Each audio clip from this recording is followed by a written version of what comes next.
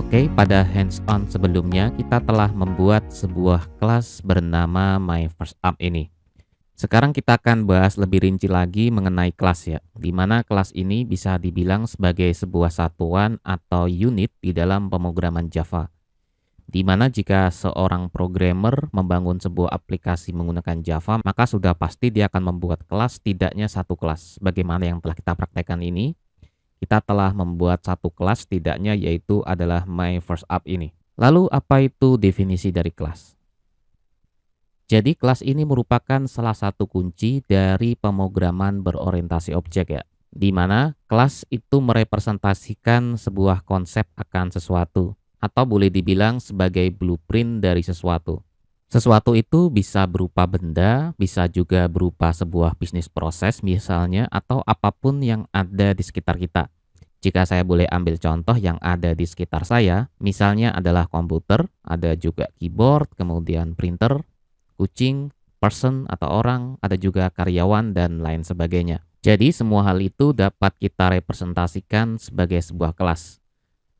Jika Anda ingin berlatih, Anda juga dapat mengambil contoh-contoh lain yang ada di sekitar Anda, misalnya televisi, meja, sepeda, atau apapun itu. Atau di dalam contoh project yang kelak nanti Anda buat, misalnya ketika Anda ingin membangun sebuah aplikasi perbankan, katakanlah, kelas yang dimaksud bisa berupa account, bisa berupa customer, bisa berupa employee, dan banyak lagi. Oke, sekarang dari setiap contoh kelas yang telah saya sebutkan ataupun yang telah Anda catat, semua contoh tersebut akan memiliki dua hal. Yang pertama adalah state atau property, bisa disebut sebagai sifat atau kondisi dari konsep tersebut. Di dalam pemrograman Java kita biasa menyebutnya sebagai variabel atau field. Lalu berikutnya ada yang disebut sebagai action atau behavior. Di mana jika di dalam pemrograman Java kita akan menyebutnya sebagai method ataupun function. Jika kita mengambil contoh kucing misalnya, seperti yang saya sebutkan sebelumnya, maka kucing akan memiliki sifat terkait dengan warna bulu, terkait rasnya, terkait usianya, dan banyak lagi jika Anda mau mendefinisikannya satu persatu. Sedangkan untuk action atau behavior dari kucing itu bisa berupa mengeong misalnya, kemudian bermain, makan, tidur, dan lain sebagainya. Kemudian misalnya jika Anda membuat sebuah robot dan kita definisikan representasinya adalah sebuah kelas robot, maka properti atau sifat dari robot tersebut misalnya adalah nama dari robot itu, bisa juga berupa jumlah rodanya jika itu robot beroda, ataupun posisinya di dalam suatu lingkungan, seperti koordinatnya misalnya. Sedangkan untuk behavior atau action yang dapat dilakukan oleh robot itu, misalnya adalah move, stop, belok kiri, turn left, ataupun belok kanan, turn right. Kemudian kita coba ambil contoh yang lain, misalnya dalam sebuah aplikasi banking, akan ada sebuah kelas yang bernama account atau rekening, di mana account ini adalah representasi dari rekening sebuah bank misalnya. Sifat-sifat yang mungkin dari sebuah account itu berupa misalnya account number-nya, bisa berupa balance, kemudian ada juga tipe dari account tersebut. Lalu behavior dari account tersebut bisa berupa transfer, withdraw atau tarik tunai, dan juga tutup account. Nah, sekarang sebagai latihan, Anda juga dapat menuliskan properti dan behavior dari setiap contoh kelas yang telah Anda kumpulkan sebelumnya. Dan jika ada kesulitan, Anda dapat menanyakannya di kolom Q&A.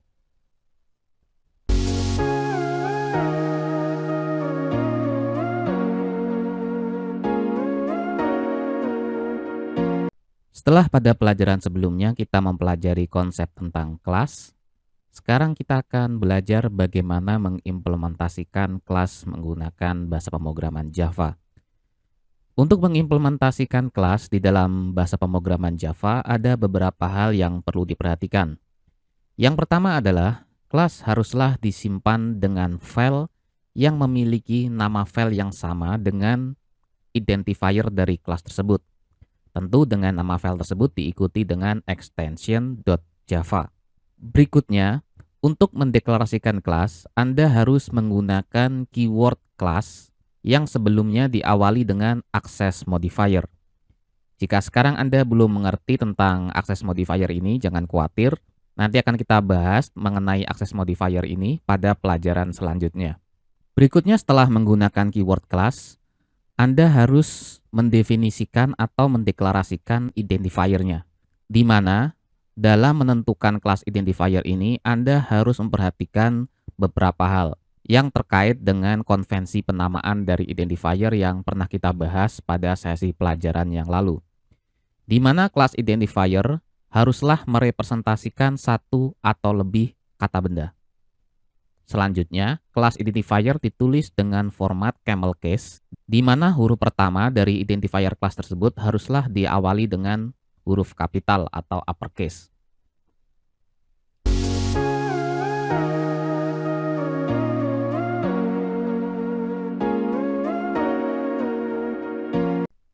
Oke, setelah pada pelajaran sebelumnya kita mempelajari konsep tentang kelas, sekarang kita akan belajar bagaimana mengimplementasikan kelas pada bahasa pemrograman Java.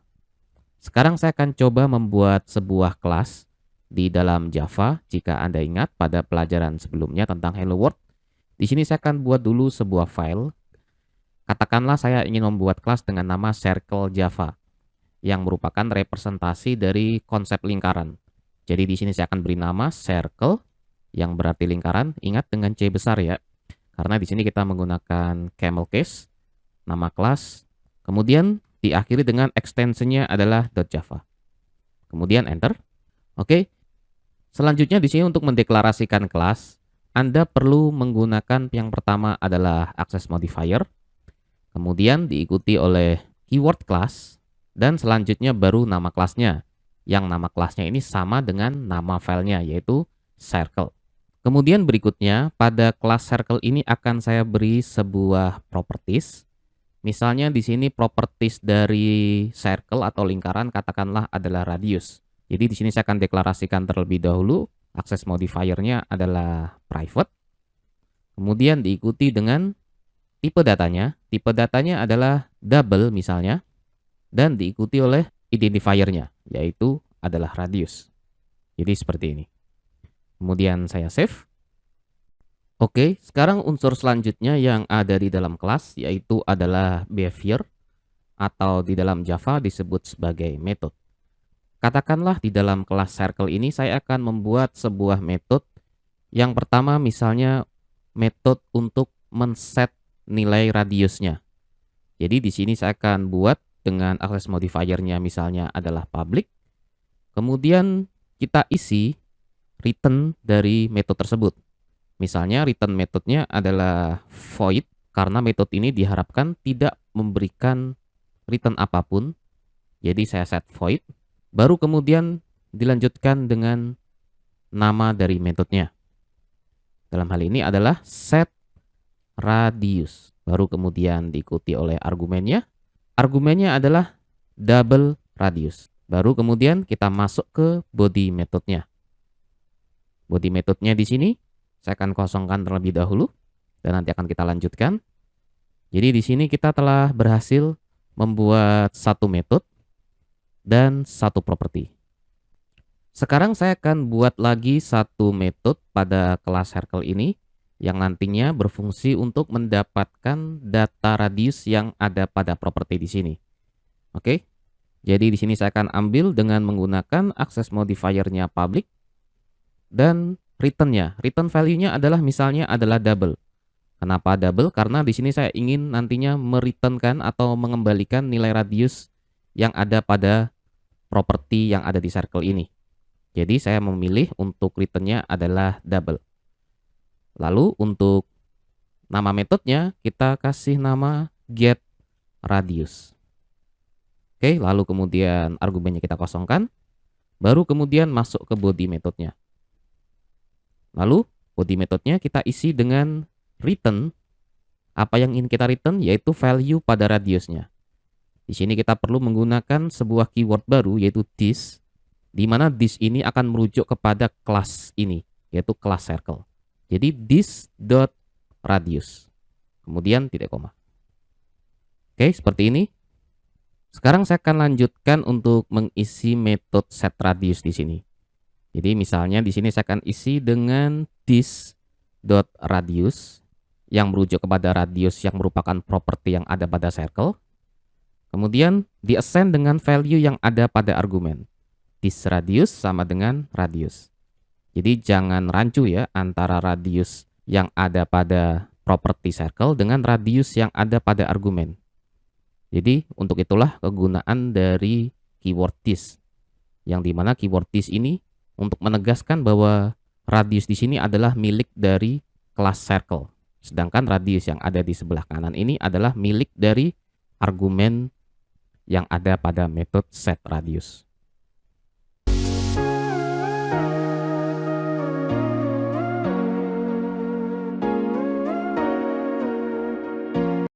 Oke, jika pada pelajaran sebelumnya kita telah memahami dan membuat kelas sendiri, sekarang mari berpindah ke pembahasan berikutnya yaitu objek.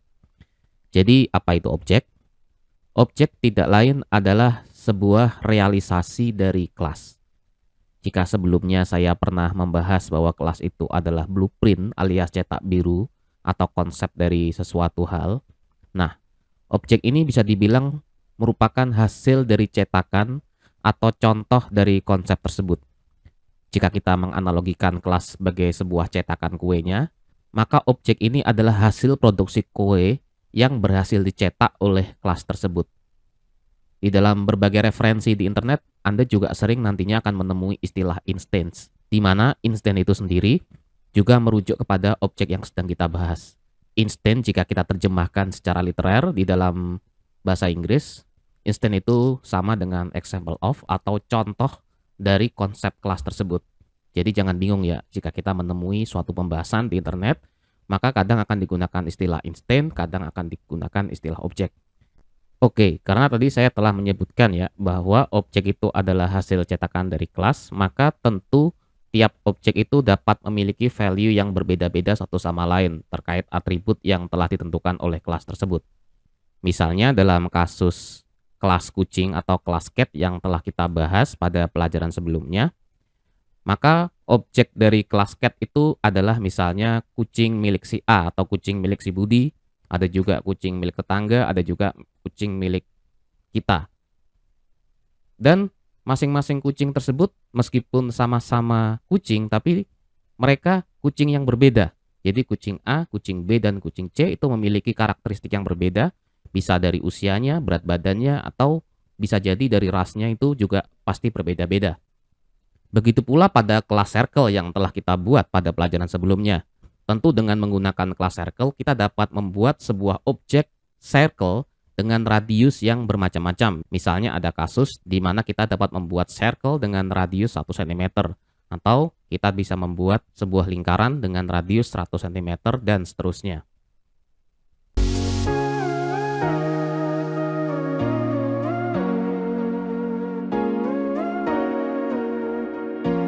Oke, lalu bagaimana caranya membuat objek dari sebuah kelas yang telah dideklarasikan sebelumnya? Jadi untuk membuat sebuah objek, ada dua hal yang perlu dilakukan. Yang pertama adalah, jadi caranya sama dengan bagaimana kita mendeklarasikan sebuah variabel, di mana programmer perlu mendeklarasikan terlebih dahulu identifier dari objek tersebut. Namun perbedaannya, tipe data yang digunakan adalah tipe data dari kelas yang ingin dibuat objek atau instance-nya. Jangan lupa untuk selalu mengikuti konvensi ya untuk pembuatan penamaan identifier tersebut. Misalnya dalam kasus kelas kucing seperti yang saya bahas sebelumnya, atau kelas cat, di sini saya mendeklarasikan objek identifiernya bernama myCat dengan tipe datanya adalah tipe data kelas cat. Oke, setelah kita mendeklarasikan objek identifiernya, hal berikutnya yang perlu dilakukan adalah programmer harus mengkonstruk objek tersebut dengan cara menggunakan keyword new yang kemudian diikuti dengan constructor, di mana constructor ini berupa nama kelas yang diikuti dengan tanda kurung. Lebih lengkapnya mengenai constructor nanti akan kita bahas pada pelajaran yang lain. Jadi misalnya jika saya telah mendeklarasikan objek identifier bernama myCat, selanjutnya saya perlu mengassign myCat saya ini dengan sebuah objek cat yang saya konstruk menggunakan keyword new diikuti dengan constructor. Jadi keyword new dan constructor ini akan menghasilkan objek get yang kemudian ditampung oleh sebuah objek bernama myGet ini.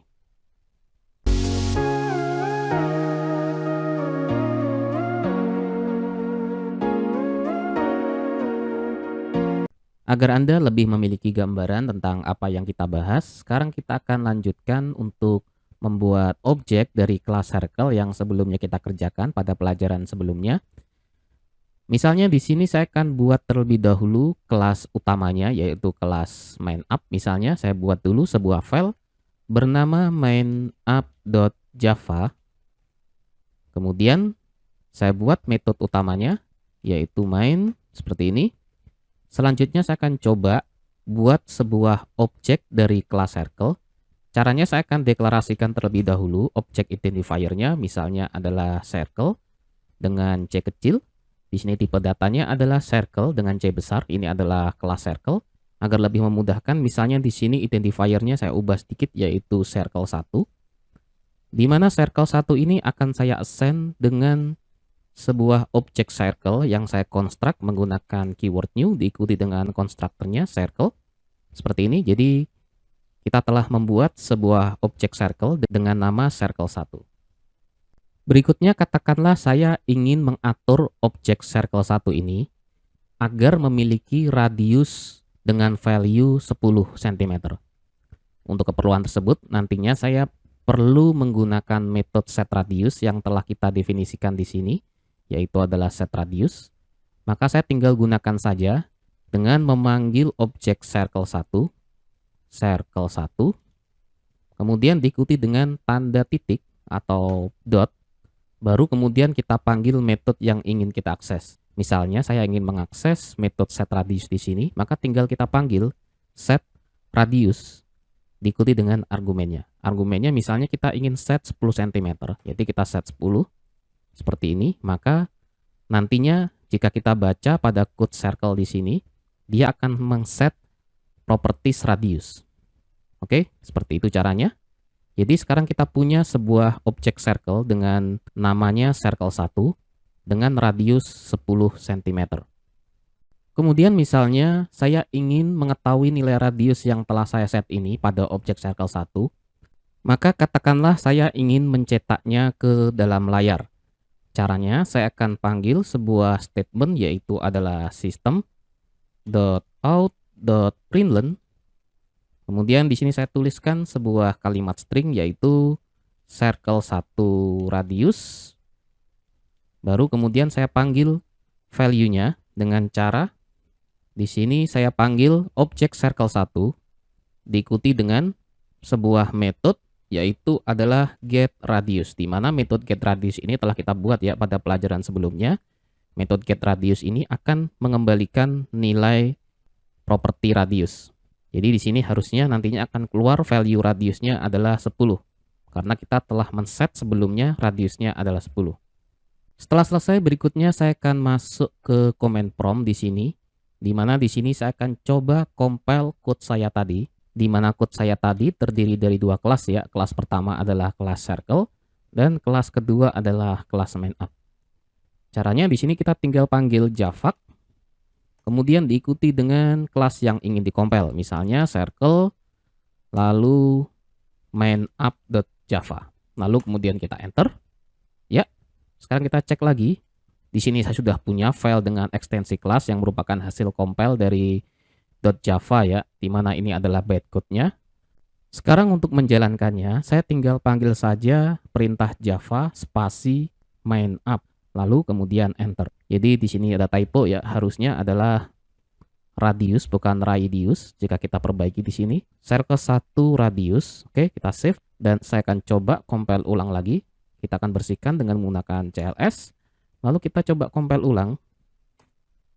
Ya, dan saya jalankan menggunakan perintah java, kemudian mainup, enter. Ya, circle 1 radius adalah 10 cm. Selanjutnya bagaimana jika saya membuat satu objek lagi? Jadi misalnya di sini, setelah saya memiliki circle 1 dengan radius 10 cm, saya akan buat circle kedua Sebagaimana yang pernah saya bahas sebelumnya bahwa objek ini merupakan hasil cetakan dari kelas, maka kita bisa membuat banyak objek dari cetakan yang sama. Katakanlah di sini saya akan buat satu lagi objek dengan nama circle 2. Identifiernya adalah circle 2 dan tipe datanya adalah circle. Di sini saya telah mendeklarasikan satu objek dengan nama circle 2. Kemudian saya akan assign dengan value new circle. Jadi saya buat konstruktornya. Baru kemudian saya set circle 2 dengan radius adalah 100 cm. Jadi seperti ini. Kemudian berikutnya saya akan cetak ke layar lagi untuk objek kedua. Circle 2 radius. Jadi saya tinggal edit saja circle 1 jadi circle 2. Oke, seperti ini. Setelah tidak ada masalah, saya akan coba compile ulang. Javak, circle, dan main up. Kemudian tinggal kita jalankan. Ya, di sini kita sudah punya hasil printnya, yaitu adalah 10,0 dan 100,0. Di sini kita harusnya menambahkan println, bukan print saja, agar yang tercetak di layar itu lebih rapi. Jadi satu baris, seperti ini. Oke, kemudian kita coba lagi mengcompilenya. Dan kemudian jalankan dengan perintah Java main up enter. Ya, jadi di sini berhasil ya, kita punya dua circle. Yang pertama circle 1, radiusnya adalah 10 cm. Lalu berikutnya adalah circle 2, radiusnya adalah 100 cm.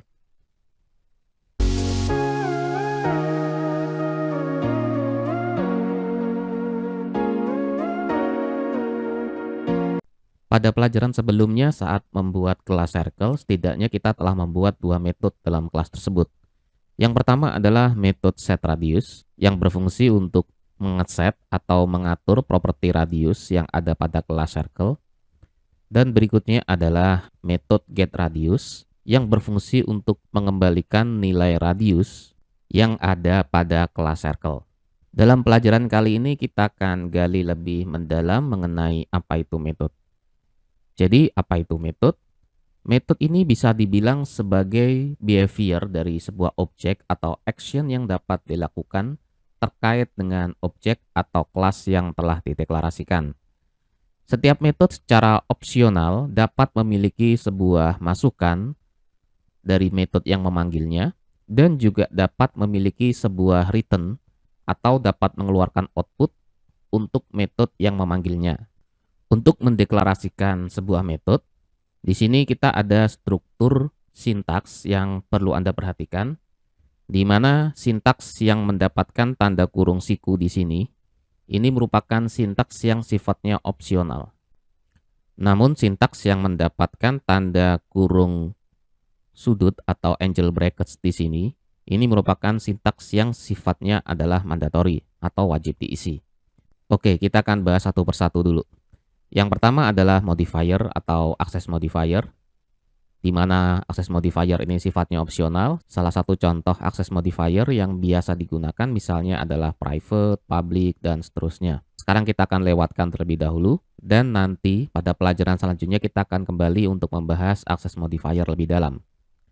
Oke, berikutnya adalah return type atau tipe data yang nantinya di-returnkan atau dikeluarkan atau menjadi output dari metode tersebut. Karena ini ditulis dalam angle bracket, jadi ini wajib diisi ya. Namun bagaimana jika metode tersebut ternyata tidak memberikan return? Maka Anda dapat mengisinya sebagai void jika metode tersebut diinginkan untuk tidak memberikan return. Nanti akan kita praktekkan. Selanjutnya, dalam penulisan metode setelah return type, kita perlu menuliskan nama metodenya. Jangan lupa untuk mengikuti konvensi penulisan nama metode yang pernah kita bahas pada pelajaran yang lalu. Setelah kita membuat nama metode atau identifiernya, baru kemudian kita membuat parameter list atau ini argumen yang ditulis dengan tanda kurung di dalamnya. Di sini kita dapat memasukkan inputan atau parameter apa saja yang ingin dimasukkan sebagai inputan dari metode. Baru kemudian throw clause, kita akan bahas pada pelajaran yang lain karena di sini sifatnya tidak wajib ya. Baru kemudian dilanjutkan dengan tanda kurung kurawal, di mana di antara tanda kurung kurawal ini Programmer dapat menuliskan body method atau block code yang nantinya dieksekusi di dalam metode tersebut.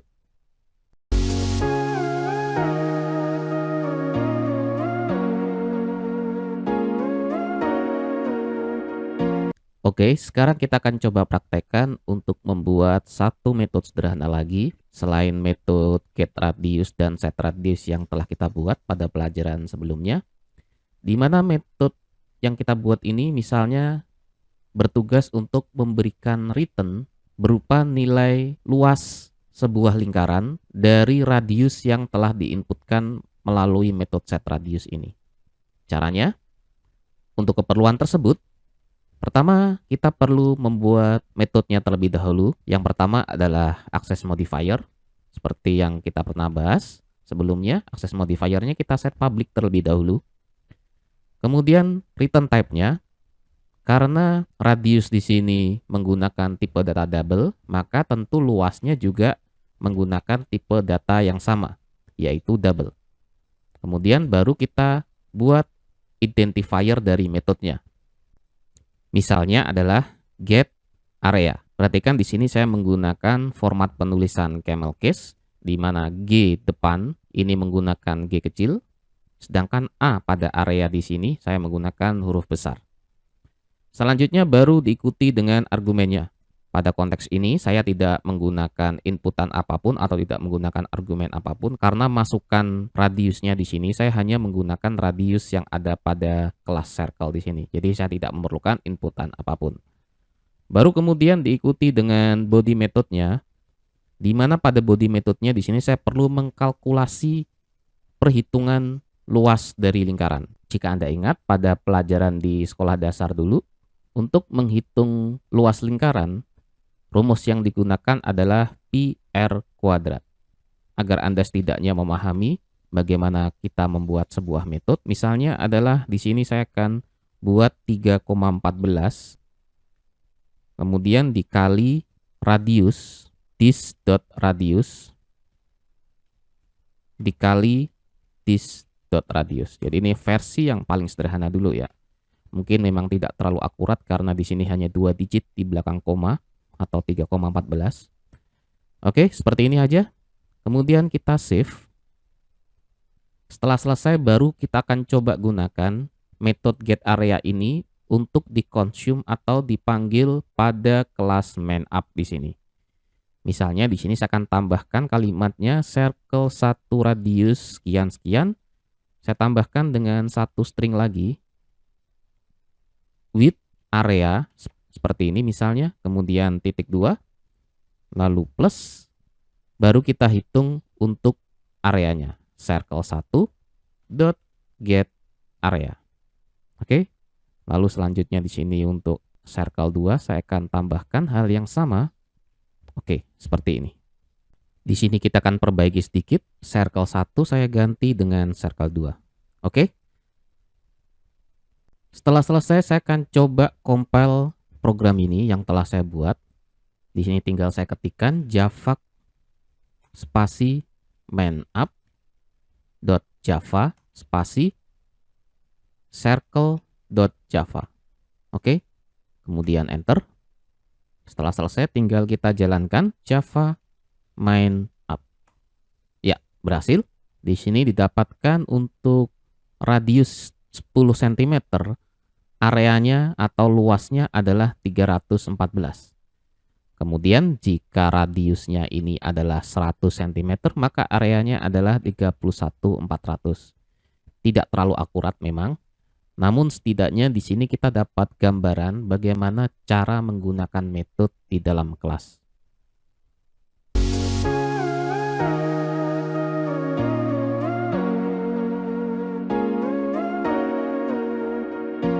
Oke, sebelumnya saat kita belajar bagaimana caranya membuat objek dari kelas, kita telah menggunakan keyword new diikuti dengan constructor.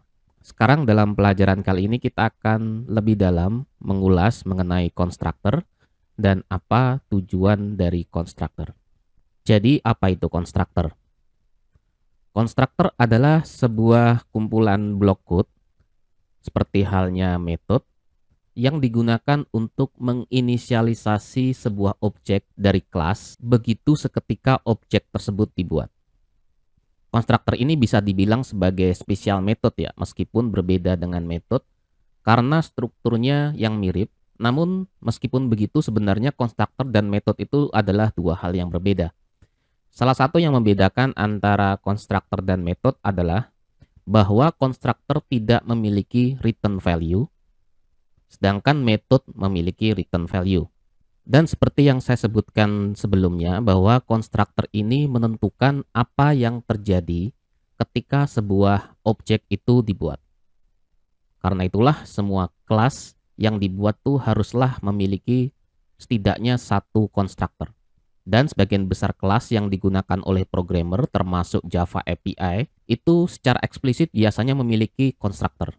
Namun begitu, ketika programmer tidak secara eksplisit mendeklarasikan konstruktor di dalam kelasnya, nantinya Java akan secara default memberikan semacam default konstruktor kepada kelas tersebut. Itulah sebab mengapa pada pelajaran sebelumnya Anda tetap dapat menggunakan konstruktor, meskipun secara eksplisit Anda belum pernah mendeklarasikan konstruktor tersebut di dalam kelas. Sekarang bagaimana cara mendeklarasikan konstruktor?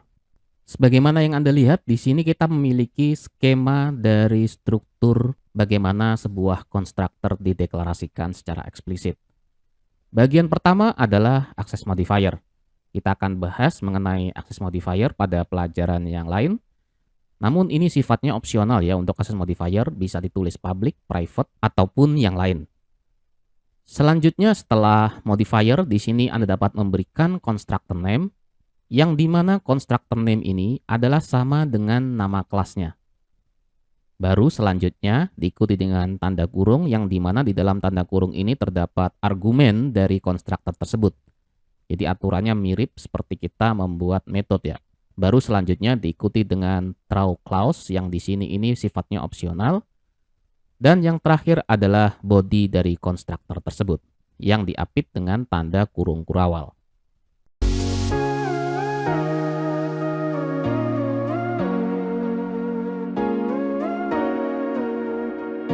Oke, sebelum kita praktekkan bagaimana caranya membuat konstruktor baru, sekarang saya akan bahas terlebih dahulu mengapa di dalam kelas MainUp ini, di mana kita membuat dua objek, yaitu objek circle 1 dan circle 2. Di sini kita menggunakan konstruktor, meskipun pada kelas circle di sini saya belum mendeklarasikan satupun konstruktor. Ya, jawabannya adalah hal tersebut dikarenakan secara implisit, Java akan memberikan konstruktor default yang do nothing. Artinya, di dalam body konstruktor tersebut tidak ada statement apapun yang dimasukkan ke dalamnya. Misalnya, jika secara eksplisit saya membuat konstruktor default tersebut, kira-kira seperti ini. Jadi, saya tuliskan access modifiernya public, kemudian nama konstruktornya adalah circle, jadi sama persis dengan nama kelasnya. Kemudian argumennya kita kosongin, kemudian bodinya. Dan body constructor di sini tidak memuat statement apapun. Jadi kira-kira seperti inilah bentuk dari constructor default. Nah, di dalam Java, programmer dapat membuat lebih dari satu konstruktor. Asalkan signature-nya satu sama lain itu unik. Arti dari signature di sini adalah maksudnya urutan tipe data yang ada pada argumen di konstruktornya. Misalnya untuk konstruktor pertama di sini yang default, kita tidak menggunakan argumen sama sekali. Maka untuk konstruktor berikutnya kita harus menambahkan argumen setidaknya satu. Jadi misalnya di sini saya akan tuliskan konstruktornya adalah public, kemudian namanya sama circle, dan sekarang kita baru bermain-main pada argumennya. Jadi misalnya di sini kita set double radius. Jadi untuk konstruktor kedua, saya menggunakan signature-nya adalah argumen radius dengan tipe data double. Jadi seperti ini diperbolehkan. Lalu kemudian pada body constructor di sini saya akan isi sebuah statement yang akan mengset nilai properti radius yang ada pada kelas circle di sini. Jadi tinggal kita panggil this radius sama dengan radius. Jadi sama dengan metode set radius yang telah kita buat sebelumnya ya. Oke, Seperti ini, kemudian kita save. Setelah semuanya selesai, sekarang saya akan coba modifikasi pada kelas main up di sini, di mana pada circle 1 di sini, saya akan langsung gunakan konstruktor yang telah saya buat sebelumnya, yaitu dengan menambahkan argumen yang ada pada konstruktor di sini, yaitu 10. Maka secara otomatis kita telah mengatur nilai radius yang ada pada kelas circle ini bernilai 10. Sehingga untuk baris 5 di sini, kita tidak perlukan lagi, sehingga cukup saya hapus saja. Dan begitu pula untuk baris ke-6, untuk objek circle 2, saya cukup tuliskan 100 pada argumen konstruktornya. Kemudian untuk baris 7, tidak saya perlukan lagi, maka cukup bisa saya hapus. Oke, seperti ini, kemudian saya save. Setelah semuanya beres, sekarang saya akan coba compile menggunakan perintah java, dan di sini tinggal kita panggil kelasnya. Pertama adalah mainup.java dan yang kemudian adalah circle.java. Kemudian enter.